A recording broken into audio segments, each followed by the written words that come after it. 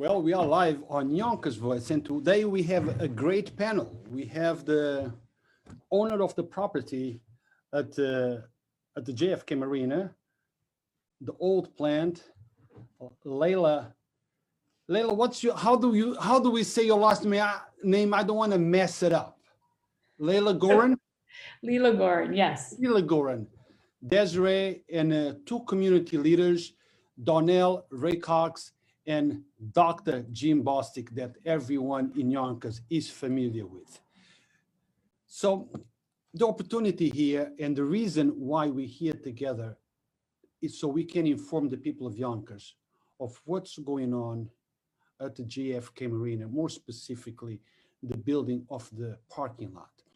No one opposes, at least for the people that I have spoken to, no one opposes the repairs, the reconstruction of the power plant itself. The problem is with the parking lot. People do not want to lose parking space. But people are formulating opinions based on information that might be third or fourth party. They're not completely aware exactly of what is going on, how this is going to benefit Yonkers, how is this going to benefit the people of Yonkers, and how is this going to benefit the people that live around that area. So I'm going to give the floor to any one of you that wants to take my word, the word, and start explaining exactly what is going on. So maybe Lela should be the first. Sure. Thank you, Rue. And I just want to thank all the participants from the bottom of my heart. The best thing about this project has been that all these amazing people have come along in this journey, and it's been extraordinary for me. It's always the best part of doing any kind of community redevelopment. So I feel very honored to have all of you with us today. Regarding, I think, Rue, you said something about people don't want to lose their parking. I heard you say that. I've heard it phrased so many different ways. What we want to do is redevelop this power plant. We want to do it in a way that's thoughtful and mindful, in a very different way than most developers approach redevelopment. And what we're doing is reaching out to the community and reaching out to folks of what they want to see in there and what they want that can help benefit them.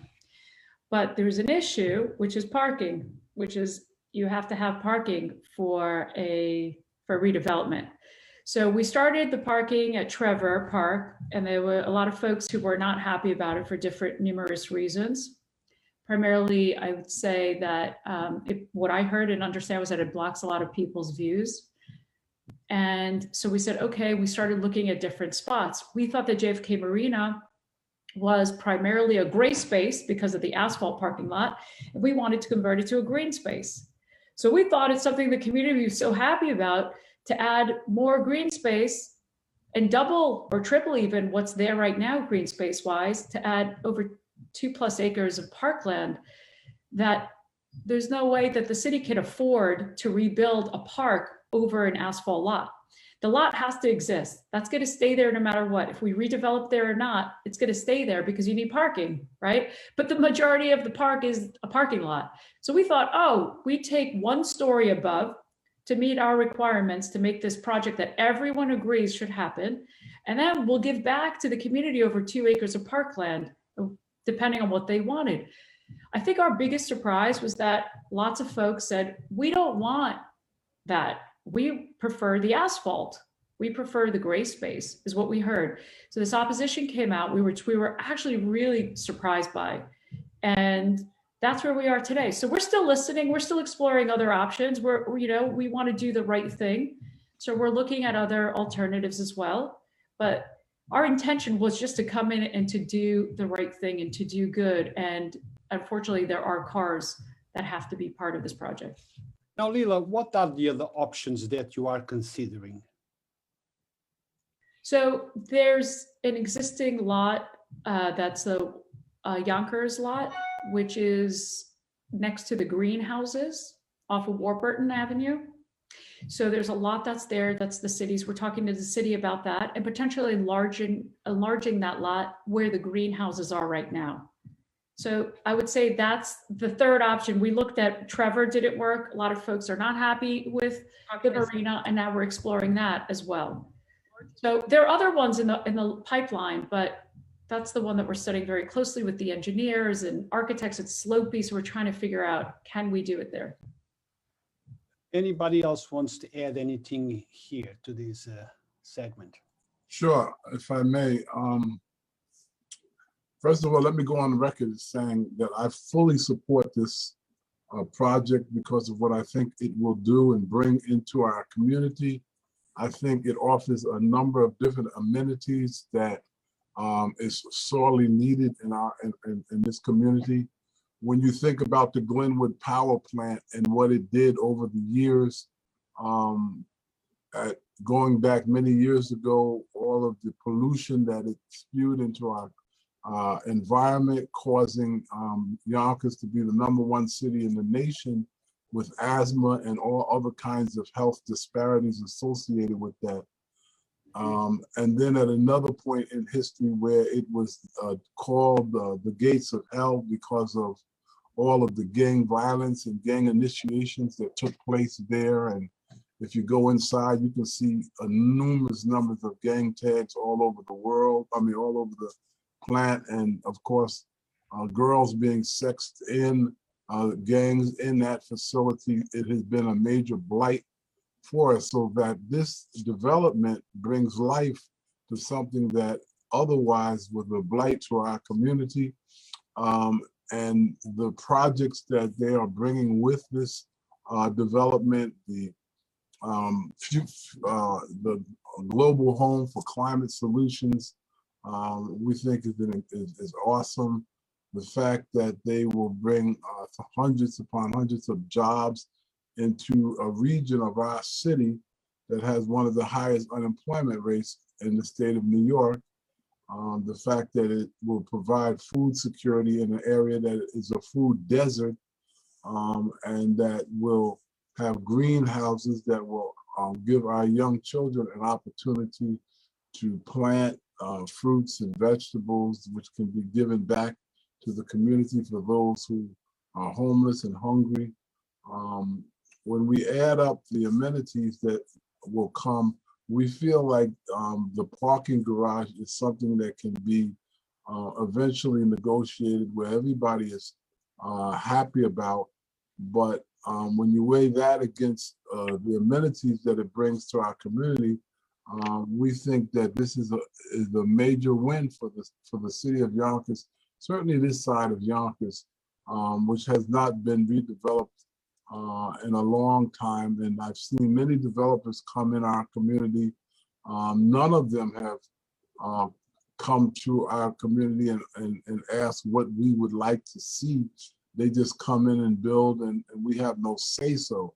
So the fact that this power plant organization that has come in and come directly to the community and ask what our needs are and what we would like to see, I think that's a win-win. And certainly in my tenure in Yonkers, which is a lifetime, I've not seen that happen before.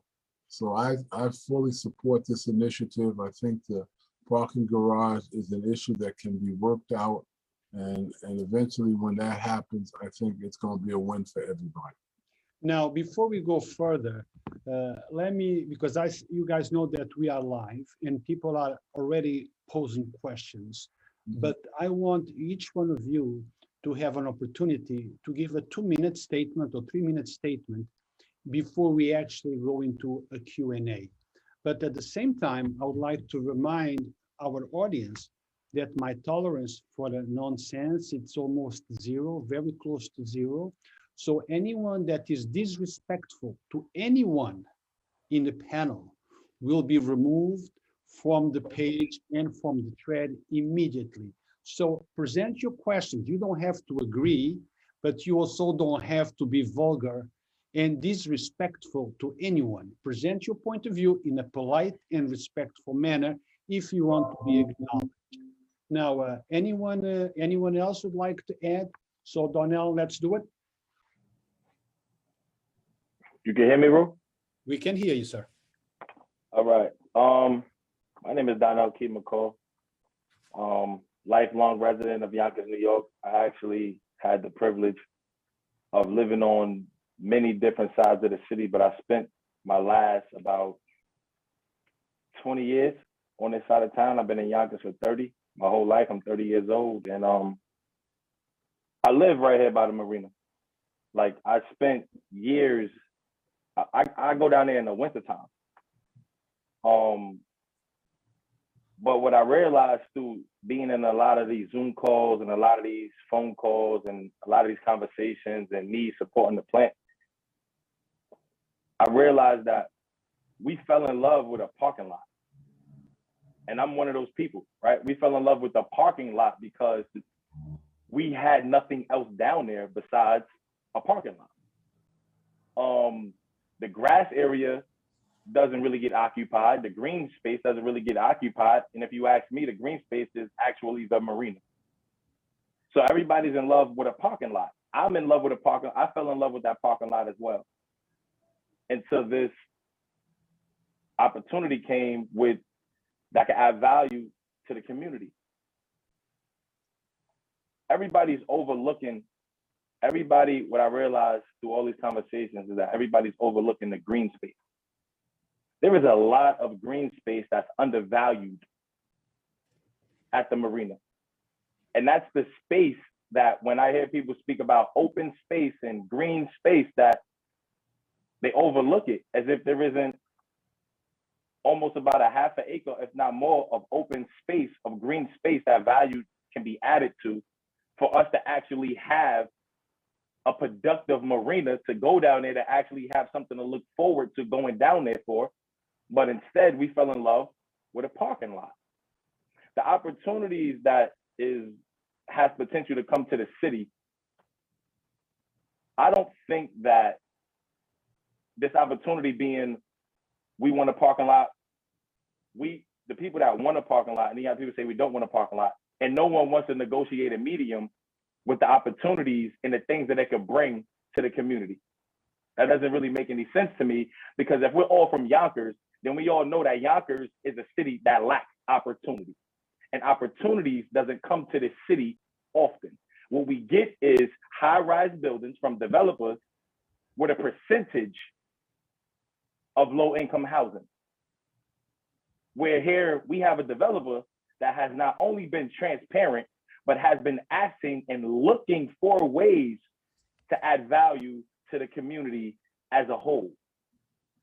That's something that in my 30 years and within my last, I say 7 to 5 years or so of paying attention to the way the city operates, I've never seen a person that built a building hold a conversation with a civilian. I've never seen it. And I've been paying attention for a while now, and that's just something that I didn't see.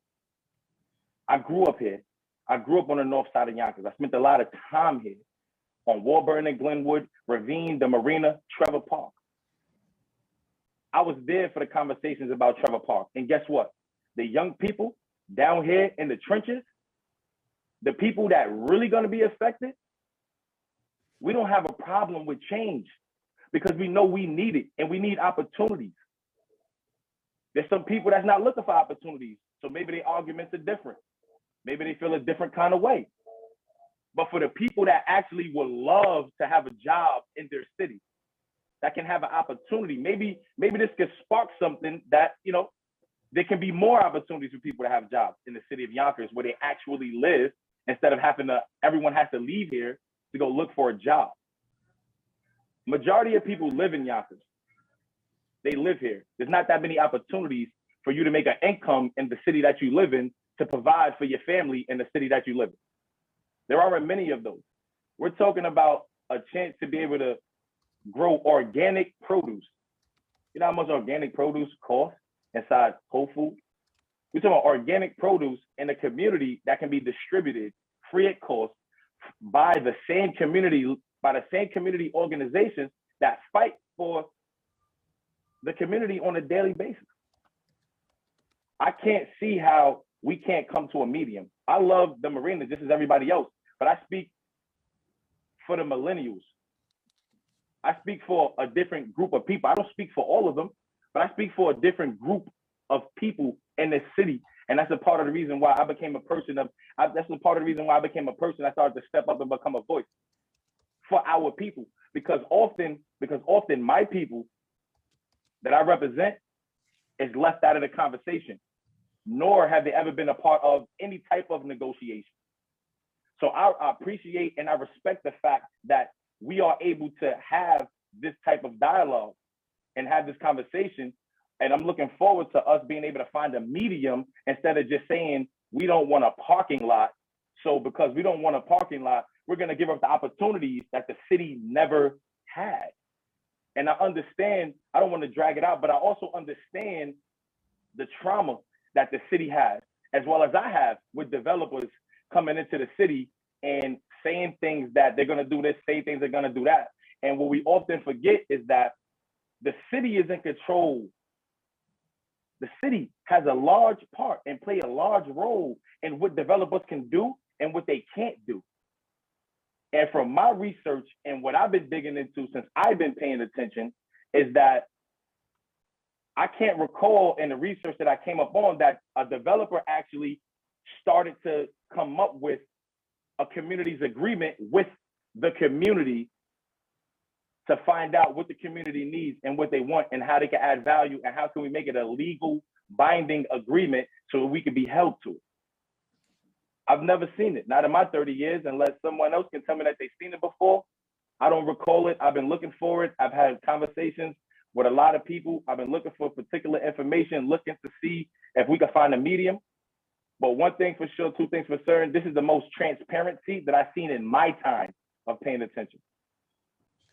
Good enough. Now, Ray, you're going to be next. And Sure. one of the things that that you can actually do in regards to the people of Yonkers is that you can connect with the younger generation. You hear what they say and you hear what the concerns are. So let's talk about that. Let's keep it, as short as possible, because there is a message here that needs to go out and people need to hear. So we want to go straight forward, bang. Go ahead, Ray. Sure, yeah, no problem, man. Again, thanks for having me on the panel today. But again, same sentiments as Donell and Dr. Bostic. I feel like in working with the city and some of the older folks here in the city, and I'm sorry to put an age on it, but some of the older generations in the city are scared, afraid of change. And us being, like I said, Donell saying we're here in the trenches, we see that we need to change for the betterment of our community.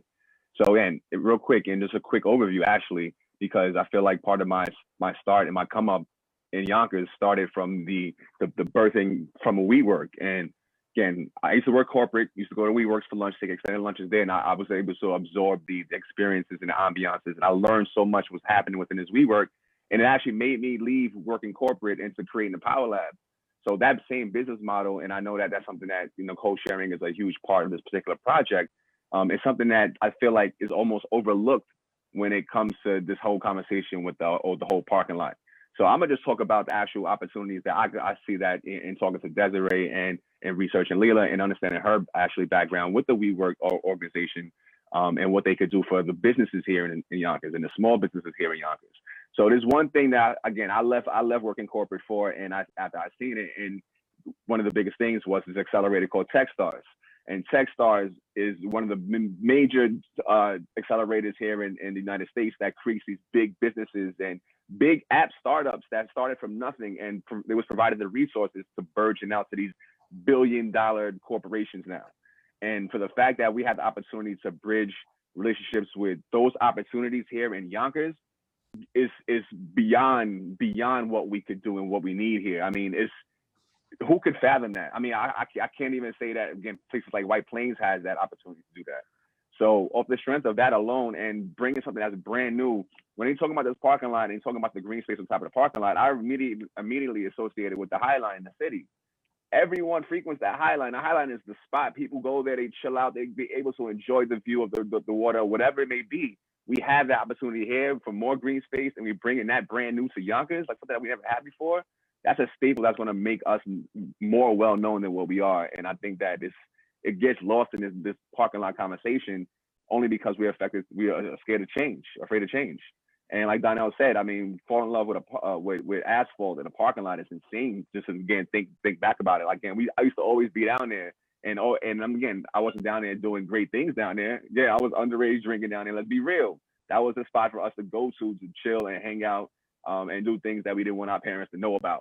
You know what I'm saying? Let's be real. Now we have the opportunity to change that, change the whole narrative, change the whole stigma of what we had down there before, and build something brand new, beautiful, and it's an asset to the community, bringing jobs and so much programs that can benefit. So I'm in full support.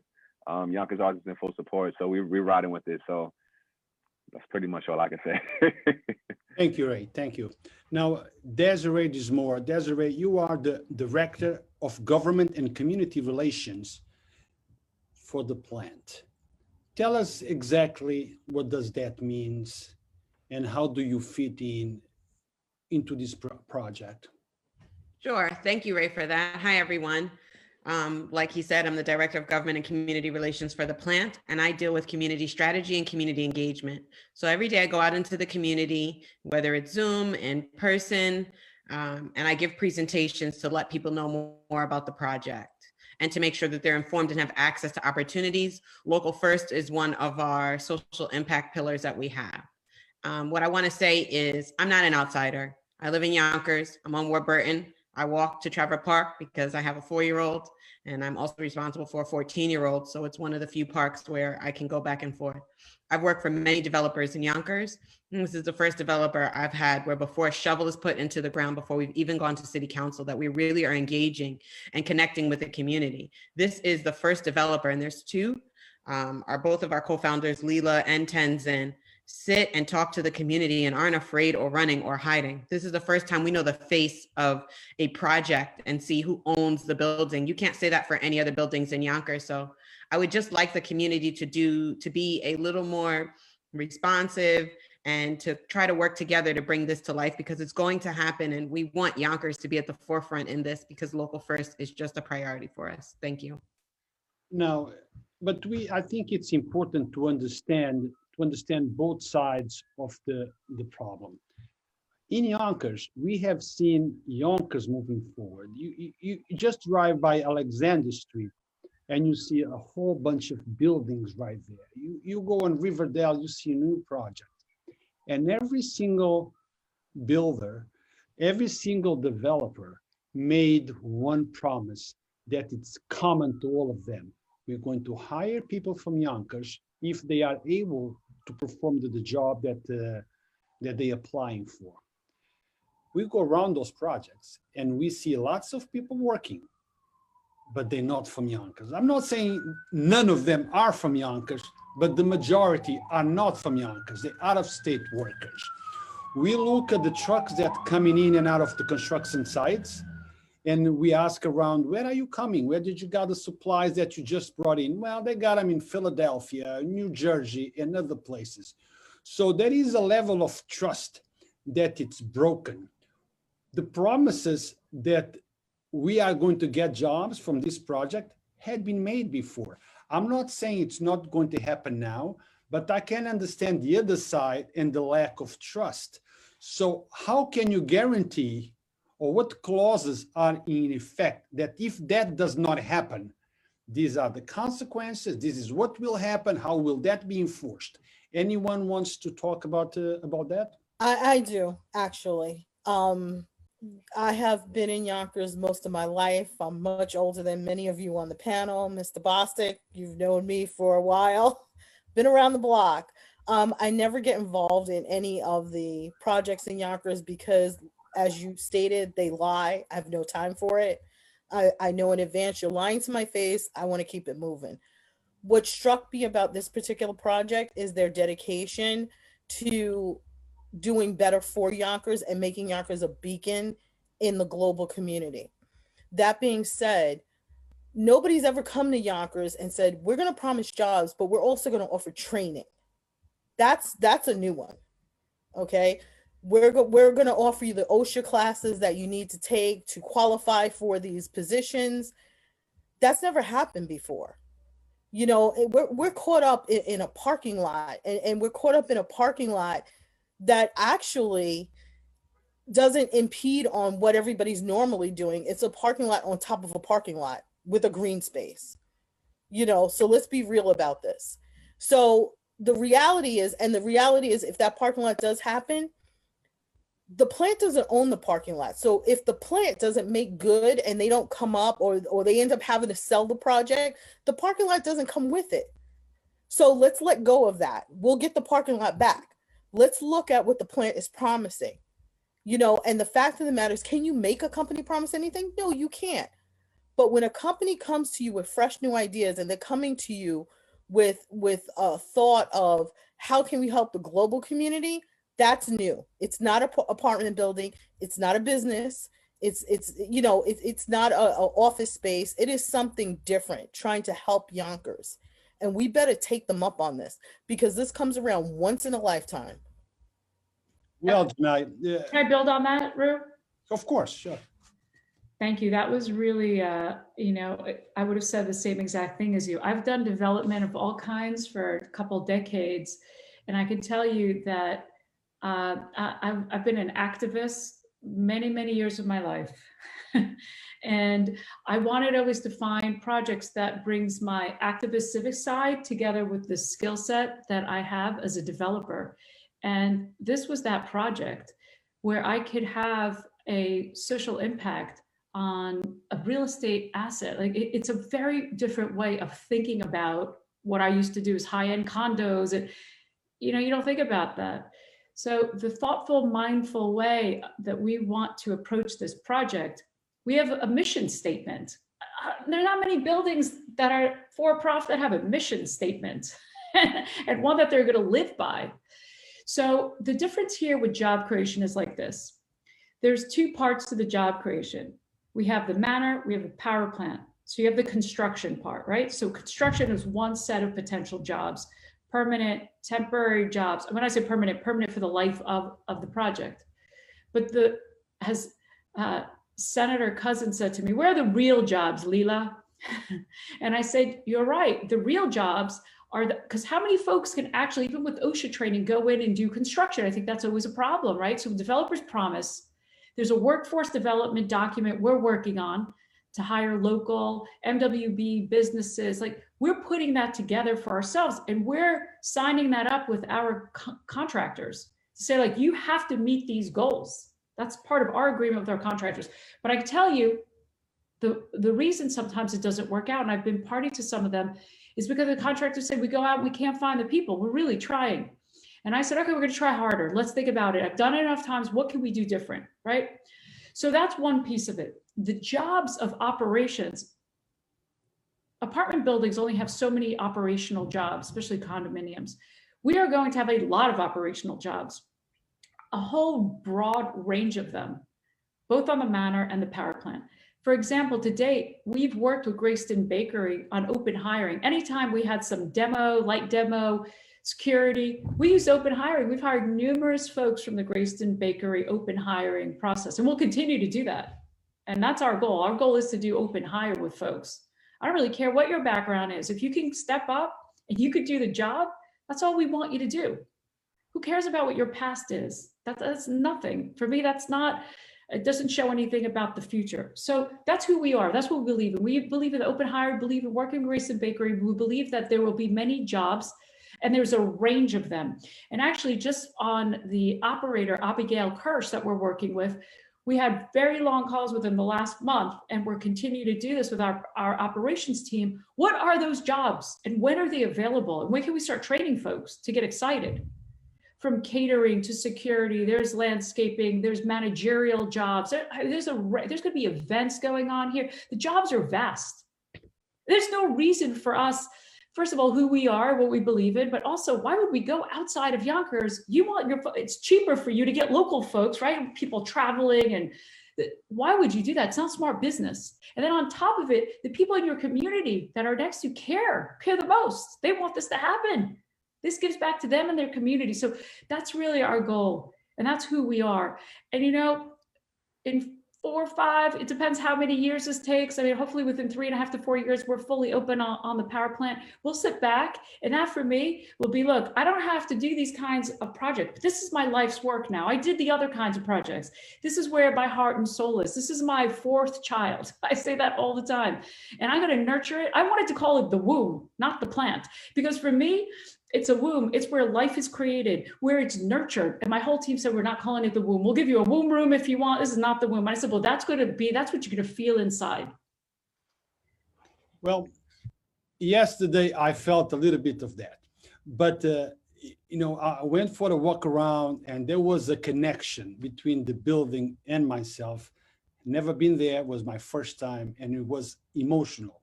I felt, but let's not minimize the parking lot. People are not just with the problem, or it's just a parking lot.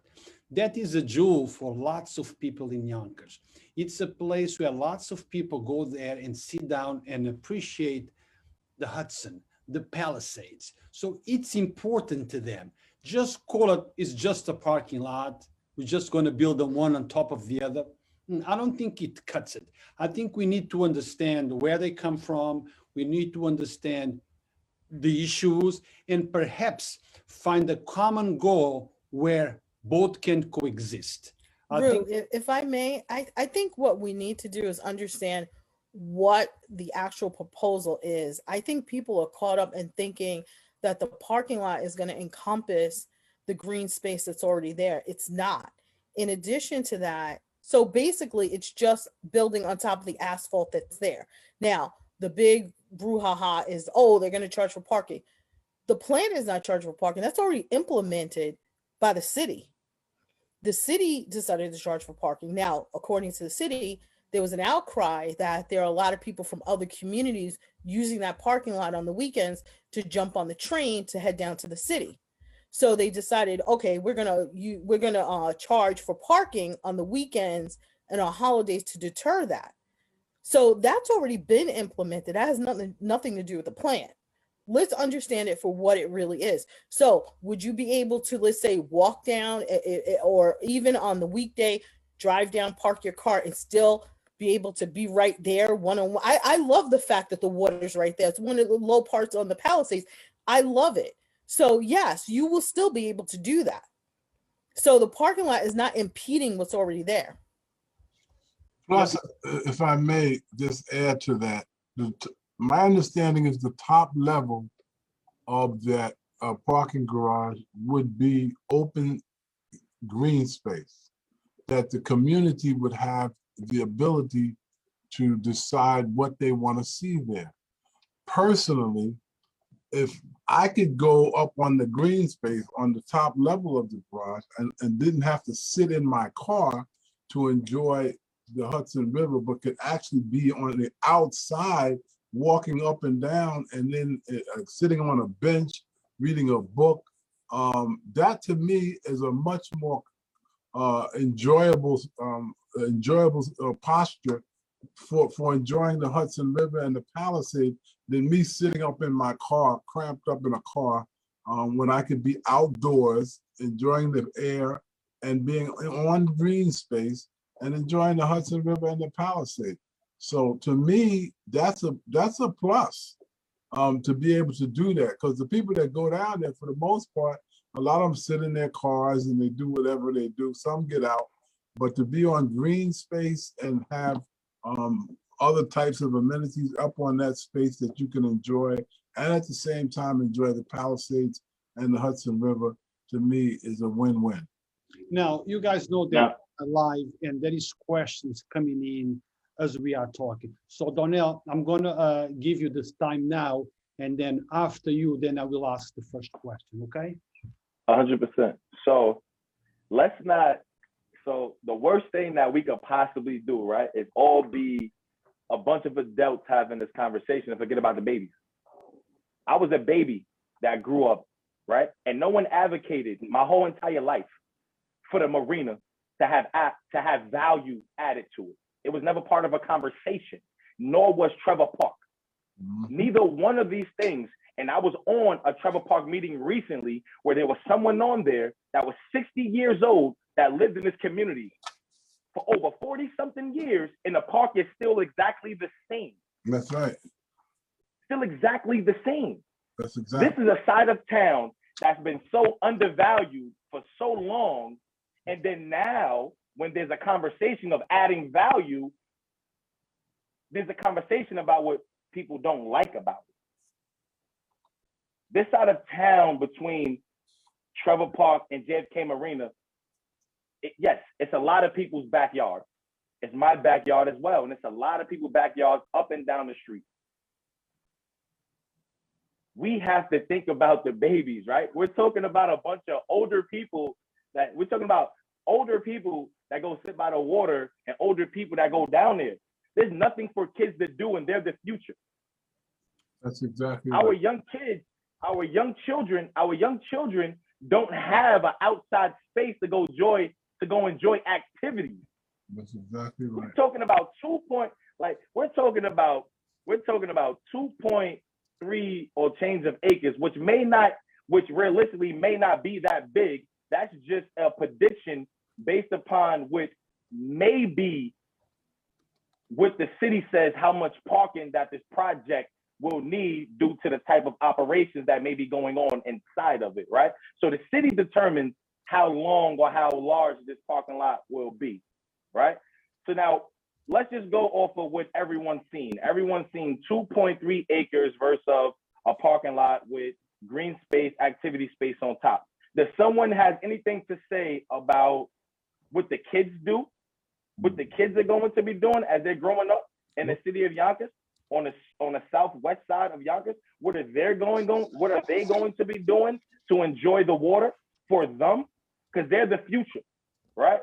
So then we go back to the green space on the marina, right? We go back to the green space. It's a lot of it. And there's a lot of conversation that doesn't involve it. A lot of the conversation has to do with the asphalt. And then we're still not talking about the half an acre or a little bit more that's been undervalued, just sitting there past the gazebo that no one seems to be speaking about either. So I'm just hoping, with me being a Yonkers resident and being here for a long time and a supporter of the plan, that the same way that I, particularly myself, I take into consideration as my other residences have their concerns, and I understand them, and I'm with them with all of those concerns. I also understand the lack of opportunities, and I also see the growth, and I also see the future. We also cannot forget about the babies, because we're just having adult conversations. A lot of the comments people speak about cooking out, having cookouts, and being to hang out.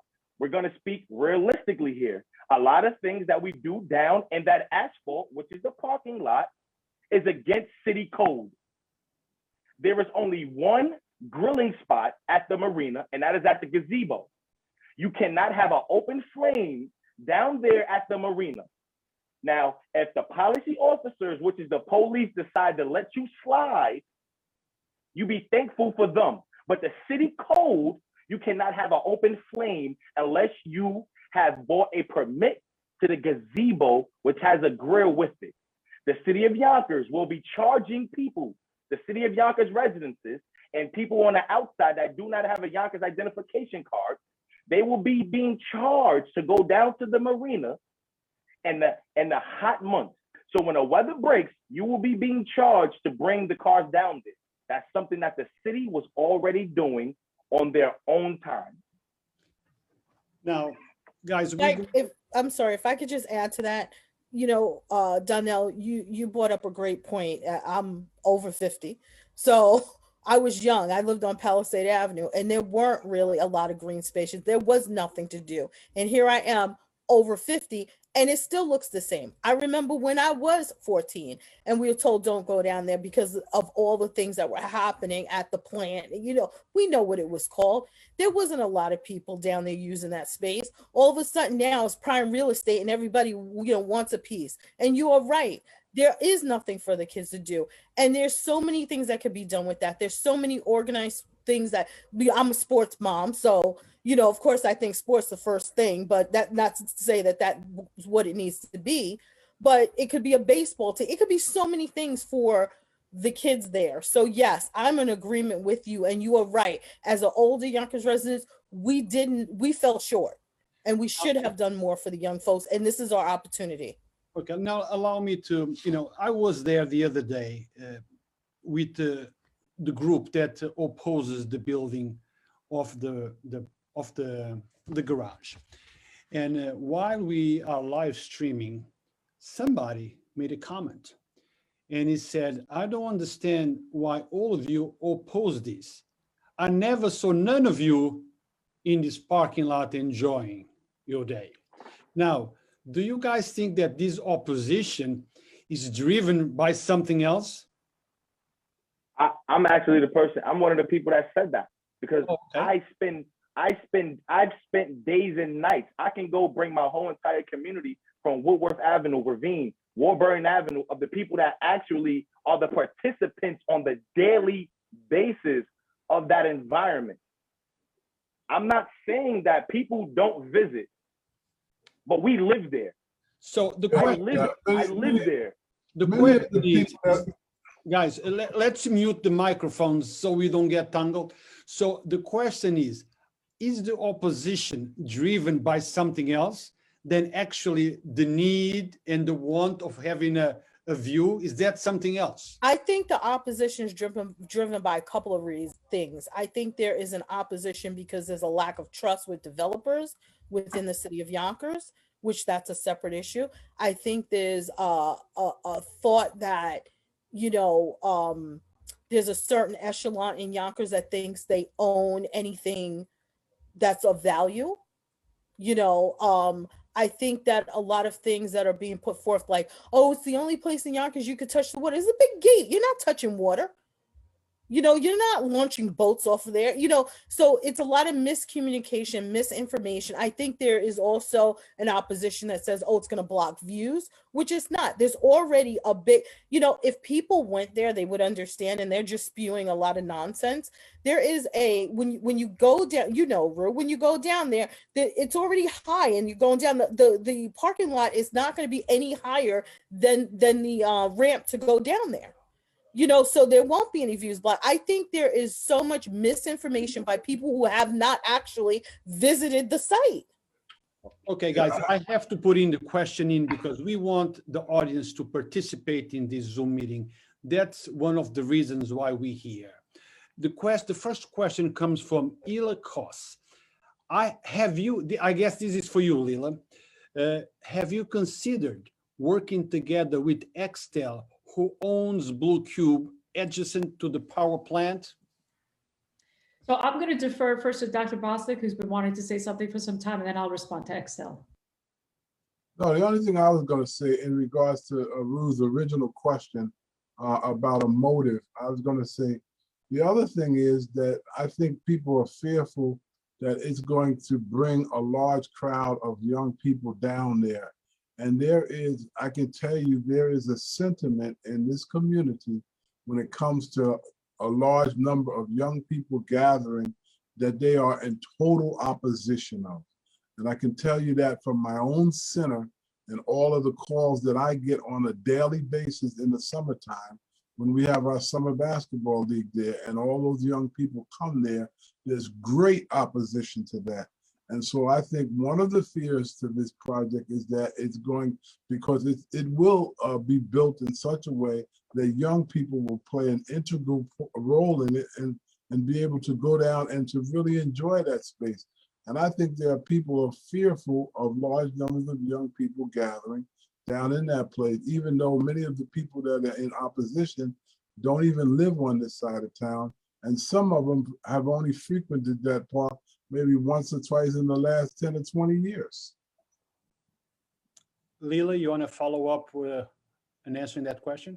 Yes, I'll talk about Excel, but I want to say that, again, our intention is the power plant, and the parking for us is we have to have parking to get it done. So again, we're open and we're flexible. It's just amazing to me that there's a real, I would say it's probably once in a lifetime opportunity to build 2 acres of parkland, because who else is going to be, it's tens of millions of dollars. And even if the height is blocking, let's say the Hudson River Museum has 1 or 2 windows that it might block their view. When their trees fill in, not as much. But I just, it's like, I think what you guys are saying that I'm hearing you is, this is such an opportunity. We're thinking about like, these people are here now, but what about generations after? That park's never going to get redeveloped in this way that we want to redevelop it. It's just, it's not. So that for me was always very strange. But again, it's up to the community, what they want to do there. We're going to work with everyone to make this happen because we all agree that the power plant has to get redeveloped. Now, Lela, you purchased the power plant back in 2013. Am I correct? A little earlier, but yes. Around 2013. So this has been in dormant state until now. Now the conversation has begun about the parking lot. Why was this in dormant state for so long? I know that a few movies have been made there, but why? Rue, you're making a big assumption. I don't know what dormant means. I'm not assuming anything. Yeah, no, it's not been dormant. Actually, if, you know, the first time I walked in there, I actually broke in as well I was like, what is that thing? And I went in and broke in and I was like, with a couple of guys and we were looking around with our flashlights. And I said, I just saw the potential. I saw the pain. There was so much pain around there. So many things in that place that were so painful. And we huddled and we had this vision, how you can transform such a painful place. And what we started doing is we poured tens of millions of dollars already into that power plant of all kinds of remediation work, stabilization work. It has not been dormant at all. All the pre-planning for a development project such as this, getting it into the state historic preservation just last month, it finally, after a long process, made it onto the National Register of Historic Places. So it's finally landmarked federally. That was a long process of submissions and architects, and it takes a lot to develop such a complex project. So it has not been dormant. It's been very active, and now we're in the next phase. So next phase is we have to go through the city council, we have to go through planning to make sure everyone knows what we're doing, get all the approvals. Part of that is parking. So that's where we are in the pre-development phase. My questions are not based on presumptions. My questions are made so you can explain what really goes on. Because lots of people are thinking that the place being in a dormant state. Okay. And that the foundations need to be done before we go into the next phase. So this was just an opportunity for you to inform and educate the people. So I asked the question from the ignorant side, so you can educate me, and at the same time you educate those that are watching this show. It takes I had years. the same question, and I will be honest with you. I live in an area with a lot of guys who own construction companies, and that was my question because, again, I don't sign on to things unless I know what I'm getting into. And the bottom line is my understanding from my friends is that it is harder to revamp that building than it would have been for them to knock it down and just build another one. So there's a lot of construction issues. There's a lot of things that they needed guys to come out, give estimates, understand what's going on, get approval to get it done. So it is a lot of things that need to happen, and they don't move quickly. And then COVID slowed a lot of that down. Yeah, thank you for that. Definitely the pre-development of a project. First of all, we did a lot of development and cleaning it up that you can today walk inside as you did a tour in a safe way. So it was what was in there, you couldn't walk safely. And then on top of that, you're right, all the pre-development work of planning, we have structural reports, we have all kinds of reports that of the smokestack towers themselves, of the pointing, we had guys up there, you know, looking at every brick. The level of work for a project like this is very intense. It takes years and years. So thanks, Jeni, for clarifying. Desiree, you want to say something? You there too quiet, almost unlike you. It's very unlike me. I wanted to give talk a lot. No. Yes, right. I wanted to give people the opportunity to ask questions and respond. I could talk all day, but not everyone has the opportunity to be able to ask us questions. So I'm just waiting on the opportunity to respond for a question that's either directed towards me or is appropriate for me to answer. So let's just continue the conversation. Let's just bring up the things that you think it's important, the things that you think the community needs to know. And I'm looking at the questions. As they come, then I will inject that question. Sounds like a plan? Yes. So let's do it. So anyone wants to say anything? I Anything think more? I'll do it. I think that the plant itself, I don't think anybody really has an objection to the plant or their mission.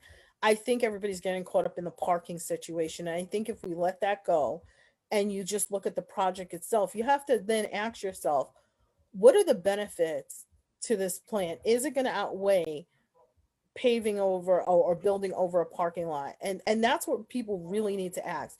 You know, do you have children that would benefit from green spaces? Do you have teenagers that would benefit from what the plant has to offer and the training programs? Do you have a community that needs food? You know, what is important? And here's the reality of it.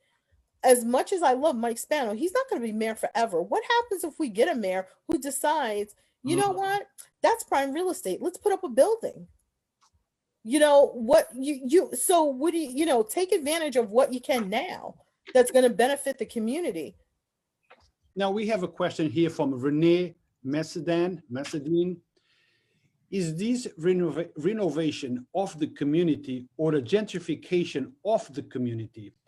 Asking because as a homeowner, I have been hearing for years how the city has been wanting to come through this area for redevelopment.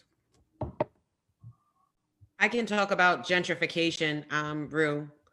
I live in the area. There's no way that I would be a part of a project where gentrification would be possible. Also, when you talk about gentrification, in Yonkers, I feel like gentrification comes forward through residential building, and this is a commercial project. So I just want to make sure we establish the difference. We're not displacing anybody when we're building. We don't plan on displacing anybody post-building. And we really just want to provide jobs, food, and climate solutions, art, innovation for the community. That's it. And I could lend to that in the fact that I was at a meeting with a former mayor of the city of Yonkers in a public press conference when he had the audacity to say, we are changing the complexion of downtown Yonkers and going north. So I am well aware of the gentrification process, and the reality of it is very real. However, as an African-American male who represents my people, I'm not getting involved in anything that I think is remotely like a gentrification process. In fact, if I do, you're going to see me be the biggest opposition to that particular project.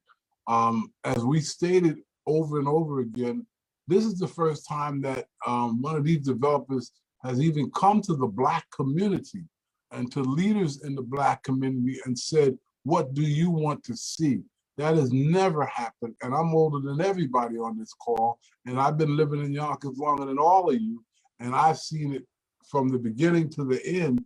And I can tell you, this is a very uniquely different project that we've never seen. And it is definitely not closely related to the gentrification that is actually happening as we speak in the city.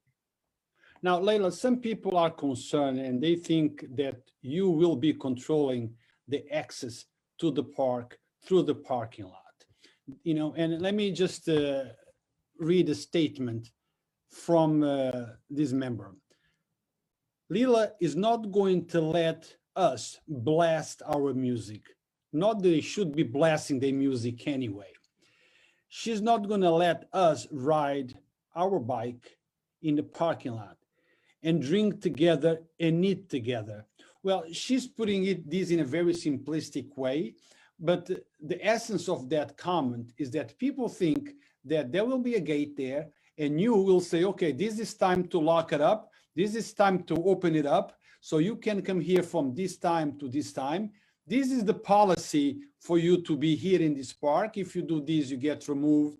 So let's explain to the people that that parking lot is not yours, or is it? Yeah, we're all about allowing people their freedoms to continue what they're doing there now.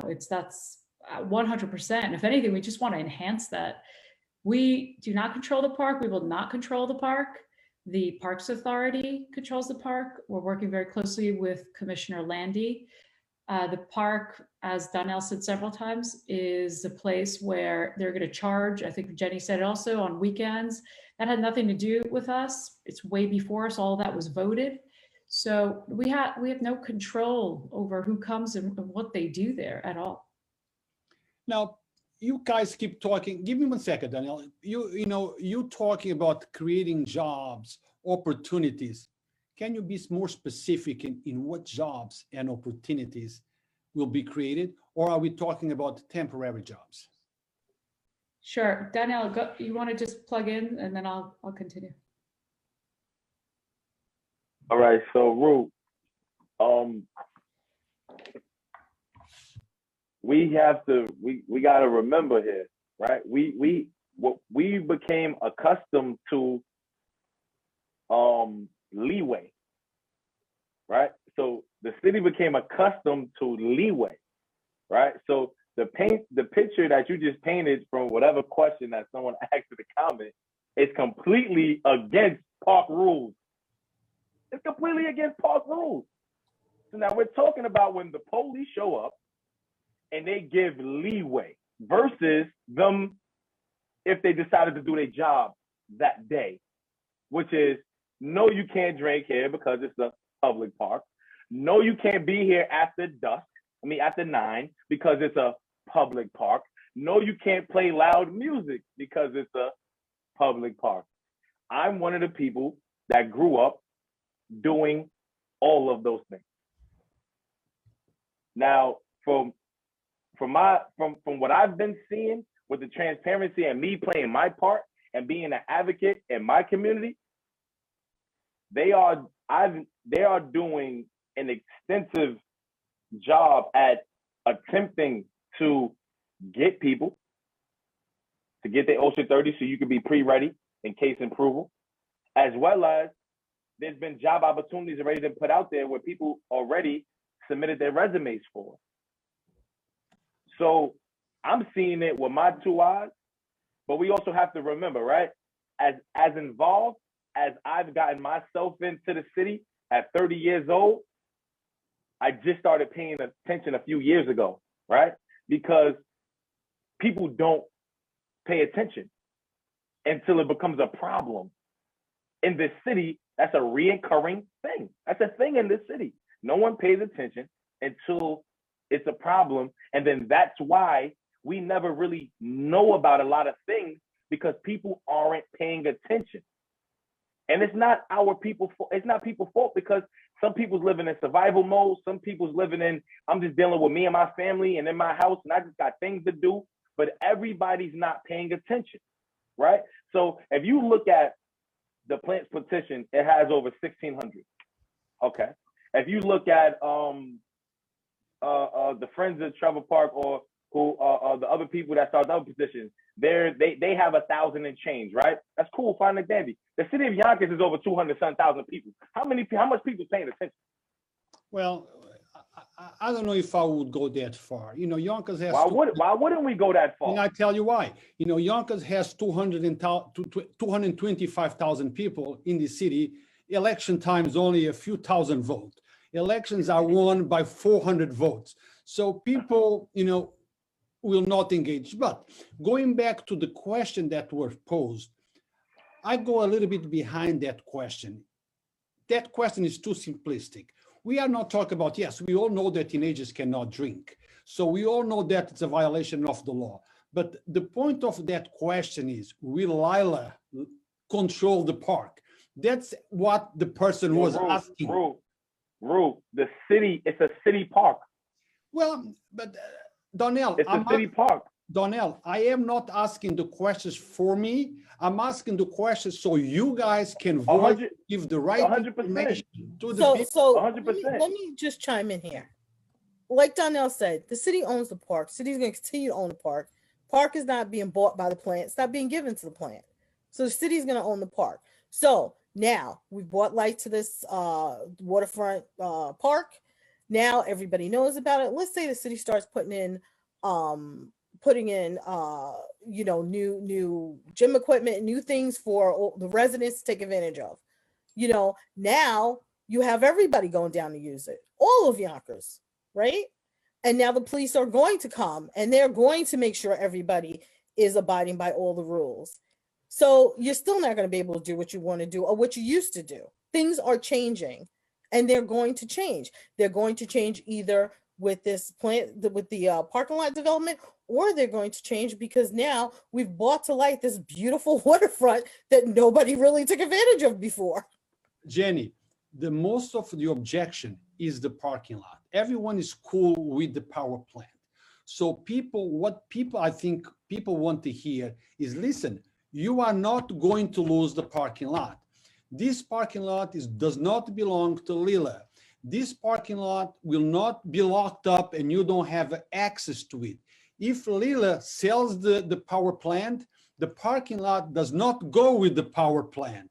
So the questions that I'm trying to ask is so you can articulate to the people of Yonkers what is the truth in regards to the parking lot, so they can feel at ease. If there is petitions, they can sign up because they understand the issue. Lots of people are not signing petitions and are objecting this because they think that they will lose the parking lot. So the parking lot is important to them. I spoke to the city council. I spoke to city council members individually, not collectively. And my understanding is, and what was explained to me, is that the parking lot in that area would not be given, sold to the plant or Lela or her business or any other business. The city will still maintain ownership of that area.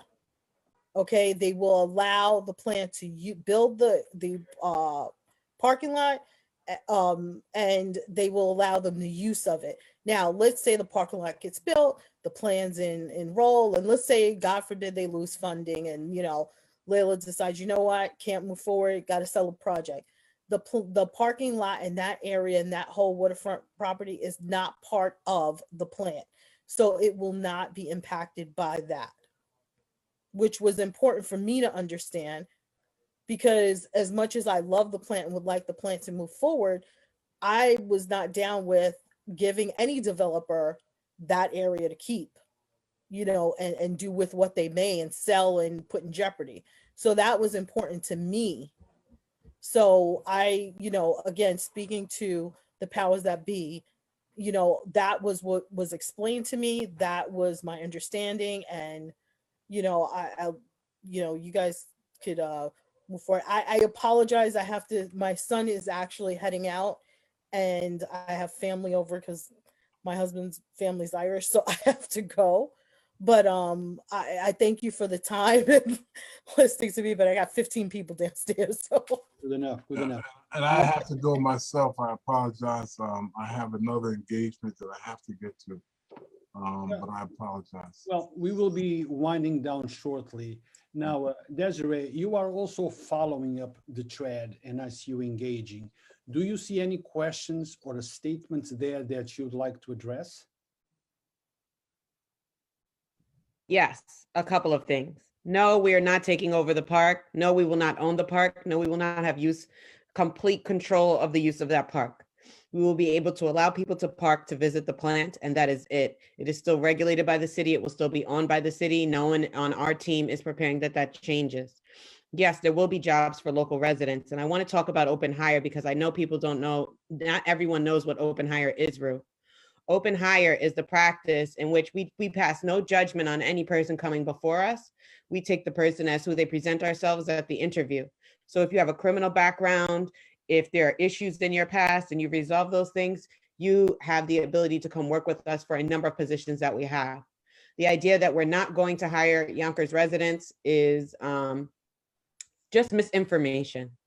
I sit on calls every other week with the construction teams that we have to talk about workforce development. We are currently in the process of developing a plan where Yonkers residents will be able to receive their OSHA license, which you need to have to work on a construction site in New York State, free of charge.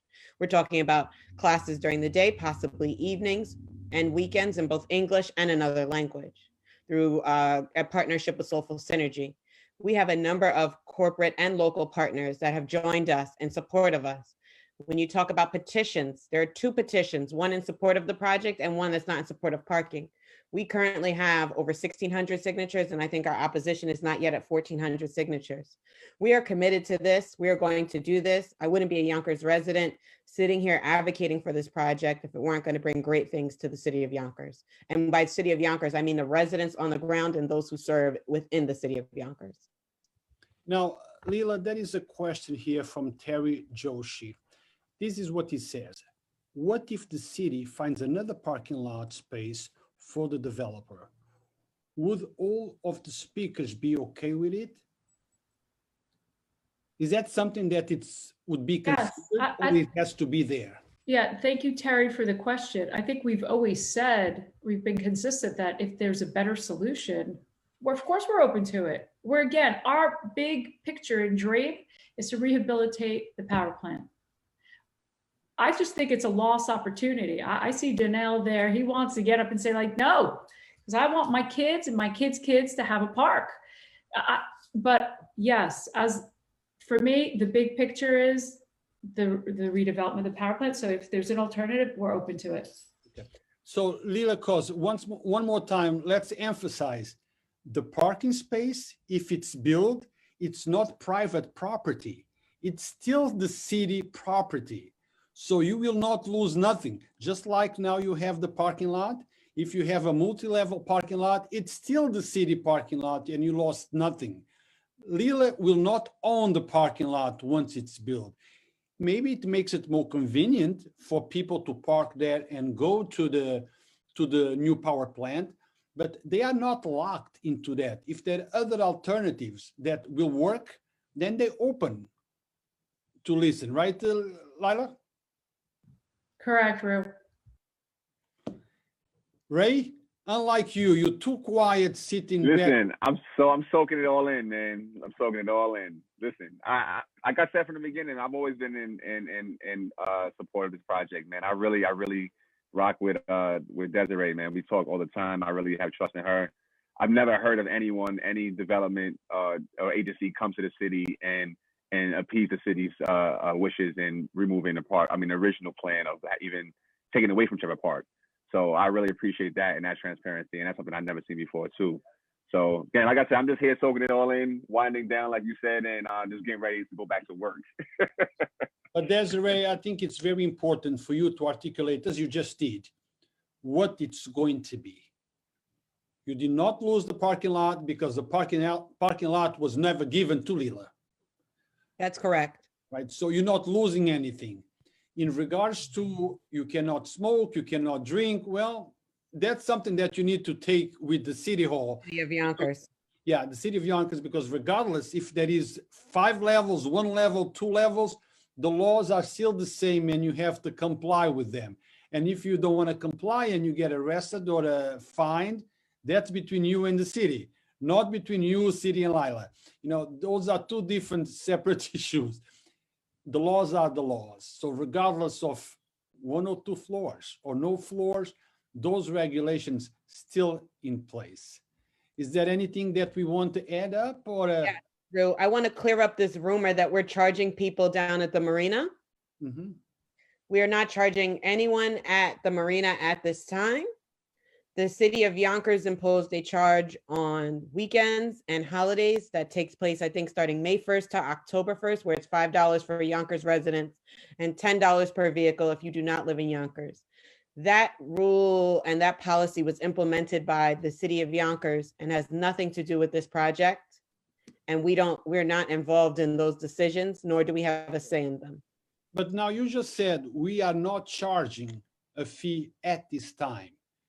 Is that a possibility of charging a fee at a later time? No, we definitely are not charging anyone who is going there to use the park. That's nothing to do with us at all. No, because Desiree said at this time. Yeah, no. This time, next time, last time, no, we're not. There is no charge. You will not charge anything for anyone. If there is a charge, it's the city and nothing to do with you. Correct, that's right. Donell, you want to add anything before we close? We got to think about the babies. We have to. We have to think about the babies, seriously, because I've been on a lot of these phone calls at this point, and I've been and a lot of conversations at this point. And I haven't even heard nobody in the comments speak about the half an acre of open green space that is underutilized and undervalued. I haven't even heard no one in the comments speak about that. Everyone wants to speak about the asphalt. I'm in agreement with those people. It's my backyard. I've been in Yonkers for 30 years all my life. I lived on this side of town for 20 years. I done coached football. I done coached football in this city. I've been an advocate in this city. I went to every school that I ever touched in my life in this city. And it's no different. And no matter which room that I'm in or whichever room I'm invited in to hold a conversation, I represent the trenches. And the reason why I use that word is because we are often left out of the conversation because no one pays attention to the trenches. But the trenches are the trenches is accountable for a large group of people that's left out of the number count. And those are the people that I'm always gonna represent and I'm gonna stand for. I respect everybody's concern about the JFK Marina. If there is an alternate route, cool, let's figure it out. But the thing that just rings in my ear is that people are just willing to say, hey, you know what? We don't want nothing done at the marina, so the opportunities go to the garbage. And then it just bothers me because it doesn't sound like you are the people looking for opportunities. To me, it doesn't sound like you're looking for opportunity. The people that are looking for opportunities to actually have a chance to be able not to only just add value to their community, but actually have a job in it, because that's a different Yonkers City problem. Well, this developer, Lela, stepped forward and engaged with the community, things that we have not seen too much in Yonkers. Let's not say too much. Let's not say too much, Ru. Let's say we never seen it. I just wanted to be Let's say we never seen it. Let's not say too much. Let's say we never seen it. Okay, I just wanted to be kind. So we never seen it. There is somebody here by name of Wendy Shear. She says, since this effort begun, we have been offering to work hand in hand with the developer to identify and make alternative sites work. Now, if anyone wants to talk to, I'm sure not with you, Lela, because you have the project that you're probably working with, but there is somebody that we can contact and offer a suggestion. Me. Go ahead. Desiree at theplant.com or info at theplant.com. Donell, you want to put an input there? No. I was gonna say something, because this whole time during the project, I was under the understanding of the dynamics of it, that it was just like two sides of people, just like kind of going against each other for the project. And then I actually had a conversation with Wendy, and me and Wendy had a great conversation. Some things that we see eye to eye on, some things that it's okay for us not to, because we are both residences of this particular community and actually both live here. And this is both our backyards, and we both advocate for it and speak for it. And I didn't, in the beginning of me understanding this process and understanding the project and paying attention, it kind of looked it that way, because people weren't really like necessarily speaking to each other. And I was happy that for me having my perspective and me having my understanding of the project, and to be able to speak with her and hear her opposing, her opposing things to the project, and for us to be able to have a conversation about it. And I'm also happy to hear that there may be a possibility of an alternate, but then we also have to take that side of where this alternate parking lot can be, that side of the community, into consideration as well. Of that will end up being another drawn out plan to see the effects of that particular area. So it's not an easy process. Okay, so Lela costs one more time.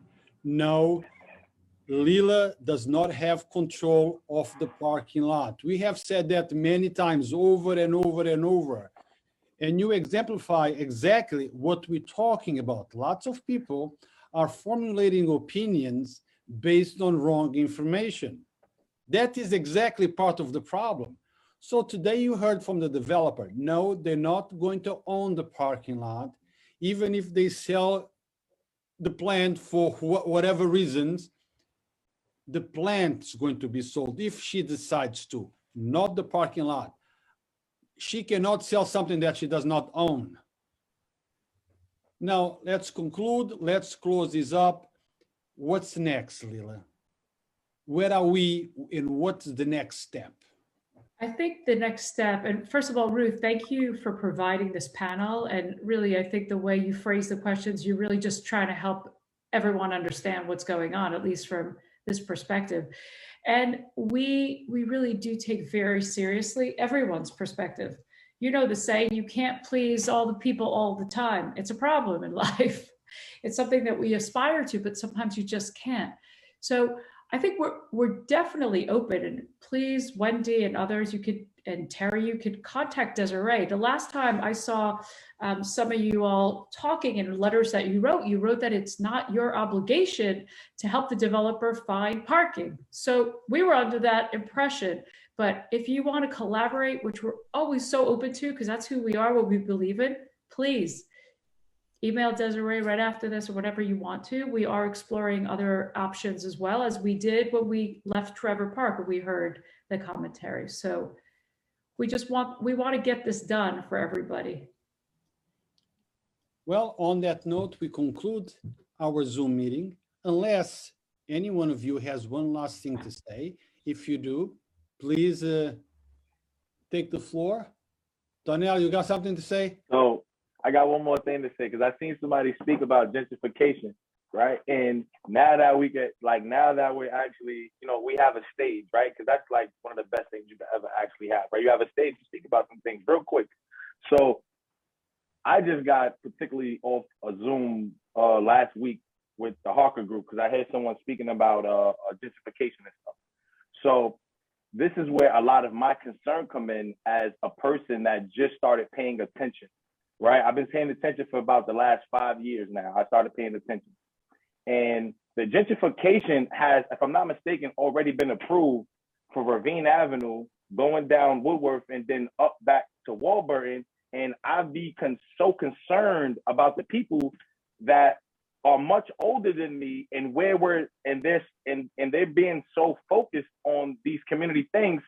Where's the advocacy for the information to get to the young people or to get to people, period?